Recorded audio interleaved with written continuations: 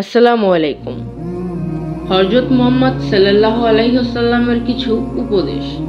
হযরত মুহাম্মদ সাল্লাল্লাহু আলাইহি ওয়াসাল্লাম এর উম্মতের জন্য অনেক উপদেশ দিয়ে গেছেন। তার মধ্যে কিছু উপদেশ আপনাদের মাঝে তুলে ধরা হলো। 1. সালাম দেয়া। হযরত মুহাম্মদ সাল্লাল্লাহু আলাইহি ওয়াসাল্লাম সবাইকে আগে সালাম দিতেন এবং বলেছেন কথা বলার আগে সালাম দাও। 2. তওবা করা।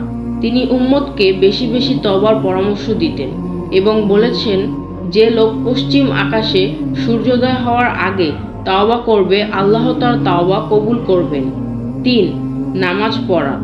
নামাজ ছিল তার জীবনের শ্রেষ্ঠ ইবাদত এবং তিনি বিপদে পড়লে, কষ্ট বা হতাশা অনুভব করলে নামাজে দাঁড়িয়ে যেতেন। 4. জিকির করা। হযরত মুহাম্মদ সাল্লাল্লাহু আলাইহি ওয়াসাল্লাম বলেছেন, আল্লাহর জিকির সব আমলের চেয়ে উত্তম এবং তা মানুষকে আল্লাহর শাস্তি থেকে রেহাই দিতে পারে। 5. রোজা পালন করা। হযরত মুহাম্মদ সাল্লাল্লাহু আলাইহি ওয়াসাল্লাম প্রতি সপ্তাহে 2 দিন, সোম ও বৃহস্পতিবার এবং মাসে 3 দিন আইয়ামে বীজ রোজা রাখতেন। 6. কোরআন পাঠ করা।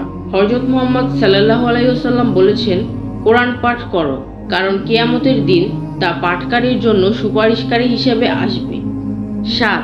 সদকা বা দান করা। হযরত মুহাম্মদ সাল্লাল্লাহু আলাইহি ওয়াসাল্লাম বেশি বেশি সদকা করতেন এবং উম্মতকে সদকা বা দান করার নির্দেশ দিয়েছেন।